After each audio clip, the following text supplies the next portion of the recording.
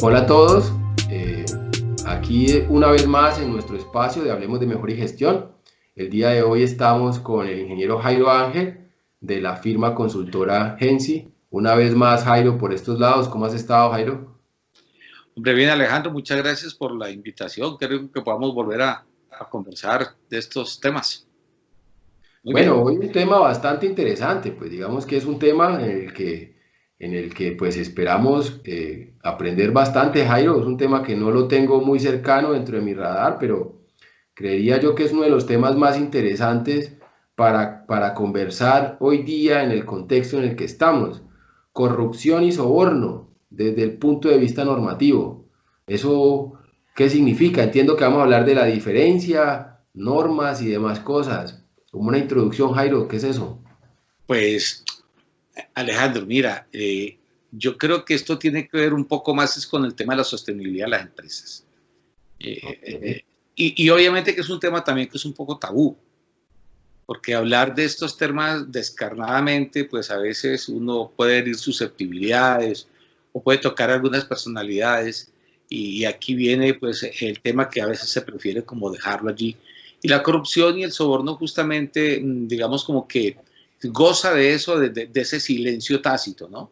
Porque para poder que eso suceda, pues hay que tener un silencio tácito. Entonces, entre menos se hable del asunto, pues mejor, ¿no?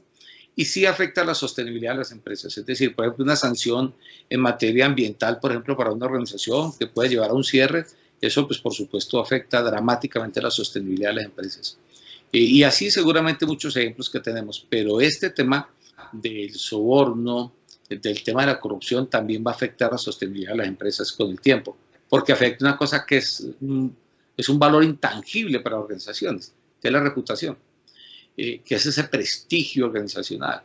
Entonces, claro, cuando tú ya no tienes, gozas de ese prestigio, o más bien el prestigio que tienes es que eres que es una empresa corrupta, que es una empresa, pues no inspira confianza, ¿no?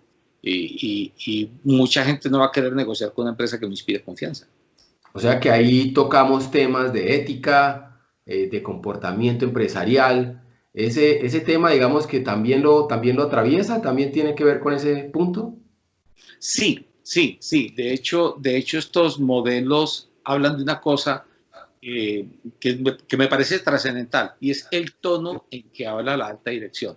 La 19.600 se preocupa mucho por pensar de eso. Venga, ¿en qué tono habla la alta dirección cuando habla de corrupción? Cuando habla de soborno, ¿cómo se interpreta eso? ¿Sí?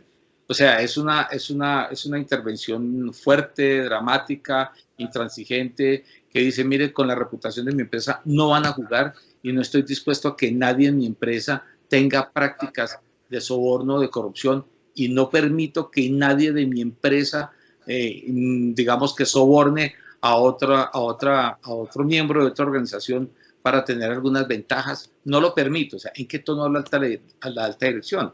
Y eso tiene mucho que ver con la ética empresarial. Mucho. Y por eso esto nace desde arriba, desde muy arriba, desde el top top. O sea que estaríamos diciendo que entre las cosas importantes por las que hablar tiene que ver con el prestigio, con la reputación de la empresa y entendiendo eso veo que ya mencionas como una norma. ¿Eso quiere decir que existen normas para trabajar este tema de corrupción y soborno? Sí, sí, hay varias. Definitivamente cada uno de los países ha hecho un trabajo interesante en esto. Mira, por ejemplo, Colombia habla mucho del Estatuto Anticorrupción en la ley 1474 del 2011. Pues allí sacan varias medidas administrativas para la lucha contra la corrupción, por ejemplo, medidas penales de lucha contra la corrupción, hay medidas disciplinarias, hay una regulación del lobby, por ejemplo. Todo eso tiene que ver con el tema de la corrupción, ¿sí? En Colombia. Pero a nivel mundial, pues obviamente todos los países están preocupados por eso. La ISO, para entrar un poquito en ese terreno, la ISO tiene dos instrumentos que son más o menos recientes. O sea, esos dos instrumentos no alcanzan todavía a llegar a los 10 años de haberse creado. Estamos hablando más bien de hace unos 6 años más o menos. Y hay dos instrumentos. Un instrumento es la ISO 19600. Esa es una norma que su título es compliance, es cumplimiento. Y el otro estándar es la ISO 37000, que si es un sistema de gestión antisoborno. Este último es certificable, la 19.600 no es certificable, pero igual tiene una estructura de alto nivel. Ambas tienen una estructura de alto nivel que pretenden actuar como un sistema de gestión al interior de la organización. En ese orden de ideas tendríamos un sistema más, por ejemplo, hablamos de sistema de gestión de la calidad, hablamos de sistema de gestión ambiental, sistema de gestión de seguridad en el trabajo, seguridad de la información, y ahora estaríamos hablando de un sistema de gestión antisoborno, específicamente con la ISO 37000. O sea que podríamos decir que la ISO 37000 entraría dentro del abanico de sistemas de gestión que puede tener una organización para trabajar específicamente el tema de soborno o antisoborno. Y tendría una norma guía, que podría ser la 19.600, de cumplimiento para trabajar diferentes temas legales, no solo la corrupción, sino como la lavado de activos, cohecho, en fin, otros temas que pueden estar allí. O sea que te entiendo que el marco general podría estar dictado por la 19.600, pero para certificarme podría certificarme específicamente con la 37.000. Sí, ¿Sí? podríamos pensar eso. Ahora, la 19.600, por ejemplo, como es compliance, es decir, es cumplimiento, hay que entender que cuando decimos cumplimiento, hay dos tipos de elementos de cumplimiento. Uno que son las obligaciones que una organización adquiere simplemente por su funcionamiento. Entonces estamos hablando de todos los requisitos legales, todas las obligaciones que digamos, un Estado en particular establece para el funcionamiento empresarial, ¿sí? Entonces, eso es un tema. Y lo otro es lo que la organización decide cumplir. Es decir, es una obligación, digamos, como adquirida, por decirlo de alguna manera. Okay. Y lo que va a hacer es que, al decir cumplimiento, le va a dar código a las dos. Ahora, por compliance, o sea, por cumplimiento, sí que estaría cobijando muchos tipos de delitos, por ejemplo, como lavado de activos, de financiación del terrorismo, cohecho, conflicto de intereses y muchos otros delitos. Entonces, pues, esa es mucho más amplia. El soborno es un tipo de delito que incluso en algunas cosas creo que aquí en Colombia, si uno se empieza a mirar con nivel así de lupa y mirar cuáles son los delitos que están asociados al soborno, pues hay que hacer ese ejercicio porque no está tipificado como delito. Entonces, pues sí, uno sabe que... Ahora, hay que entender también una diferencia importante, que cuando hablamos de corrupción, que digamos como que está más metido en el tema de la 19.600, allí se está hablando de el poder, el uso del poder para mover las estructuras y hacer que todo finalmente conlleve algo. Entonces, aquí es muy fuerte el asunto por la definición misma de la corrupción. Es el uso del poder. Ojo, o sea que si yo no tengo poder, no podría ser corrupto. No podría ser corrupto, claro. Claro, no podría ser corrupto si no tengo poder. Entonces es el uso del poder para poner unas condiciones particulares para que ya haya mecanismos. Entonces, eso es un tema muy, muy fuerte. En cambio, el soborno está más orientado a cuando yo, digamos, tengo una práctica inadecuada y le digo a un servidor público, por ejemplo, o le digo a otra persona, venga, no haga eso todavía. Lo tienes que hacer, pero no lo hagas todavía. Déjalo para la próxima semana. Entonces, te estoy dando un dinero, le estoy dando un dinero para que haga o deje de hacer algo que igual le toca hacer. Claro. Acelerar el asunto o desacelerarlo. Por ejemplo, engavéteme eso que está ahí, no lo toque todavía, cógelo, póngalo por debajo, algún día lo tendremos que hacer, pero por ahora no. Entonces, te voy a dar para... Eso ya es soborno. Eso es soborno, ya. Es soborno. En cambio, corrupción tiene que ver es cómo yo muevo las estructuras. Pero para poder mover las estructuras, pues me toca afrontar cierto tipo de delitos. Por ejemplo, hacer un cohecho en donde tú y yo nos ponemos de acuerdo para modificar una estructura. Eso ya es corrupción. Ya. Eso ya es corrupción. Entonces, digamos que sí hay una evidencia significativa.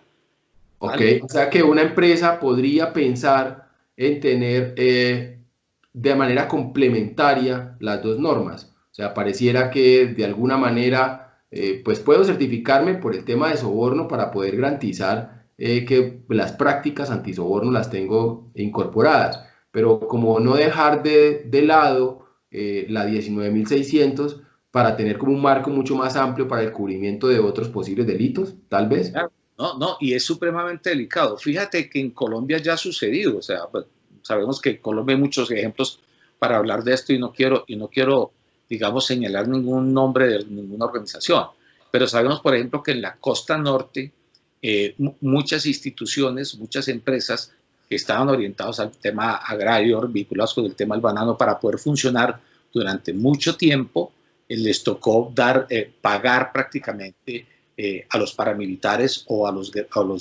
guerrilleros para poder subsistir. Digamos que buscando prevalecer en el tiempo, pero finalmente estaba haciendo financiación del terrorismo. Porque si yo tengo un dinero y le doy dinero a los paramilitares para que ellos me protejan mis extensiones y mis cultivos, yo estoy financiando el terrorismo. Y esa práctica no es ética, eso es una práctica que va en deterioro de la sociedad. Entonces, hablando de sociedad, quiere decir que el impacto más fuerte quizás es el impacto social. O sea, ¿y dónde está ese sería como el principal que busca la compañía? ¿O sería beneficios específicos al interior de la compañía? ¿O es no, y al final tiene que tener un impacto financiero, incluso hasta más ingresos. O sea, primero que hay que entender que es que el fenómeno está muy generalizado, ¿sí? Y entonces esto va a tener impactos sociales, morales, económicos, empieza a socavar el buen gobierno, por ejemplo, obstaculiza el desarrollo y distorsiona las competencias. O sea, cuando tú tienes una práctica corrupta como empresa o que tienes esas prácticas de soborno, y si yo no lo estoy haciendo, finalmente estamos acabando con una competencia sana, ¿sí me hago entender? De acuerdo. Mira, por ejemplo, cómo erosiona eso la justicia. Cartel de la toga en Colombia. ¿Cómo erosiona eso a la justicia? ¿Cómo socava eso a los derechos humanos? Es que es fuerte. No, y que empieza como a volverse dentro de cierta normalidad. Y ya como entre cierta normalidad, entonces empieza a generarse como una práctica común. Y esa práctica común empieza pues como a propagar en todas las organizaciones. Y ahí digamos que el impacto para la sociedad pues pues suena fuerte decirlo, pero es un poco el impacto que tenemos en nuestra sociedad. O sea que toleramos un montón de prácticas que a todas luces no son correctas. Y al final muchas organizaciones terminan metidas allí porque es o enfrentarse a esa realidad donde ya hay organizaciones que lo hacen y lo vienen haciendo desde hace rato, y si quieres competir o te metes en eso o estás por fuera. Entonces, pues digamos que de alguna manera la erosión de la sociedad y los comportamientos mismos están siendo bastante fuertes. Pero para avanzar un poco, Jairo, digamos que cuáles serían como acciones o propuestas muy específicas dentro de las organizaciones, cómo la organización podría implementar, por dónde arranca, cuáles son los efectos.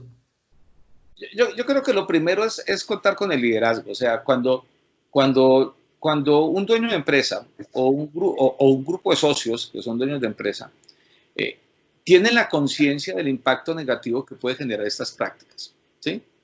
Estas prácticas, desde mi punto de vista, son desafortunadamente, esto se ha sido muy generalizado, ¿no? ¿En qué tono habla la alta dirección con ese tema? O sea, ¿cómo yo como empresario, yo como dueño de empresa, ¿sí? Voy a hacer que el nombre de mi organización tenga un prestigio adecuado.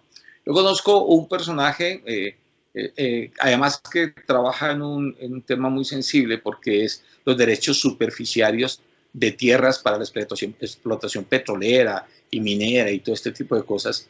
Y es una persona que simplemente le dice a todo su equipo de trabajo, mire, nosotros estamos en un tema extremadamente sensible porque mucha gente va a querer que nosotros manejemos el derecho superficial de una manera u otra, favoreciendo a los unos y los otros. No me interesa.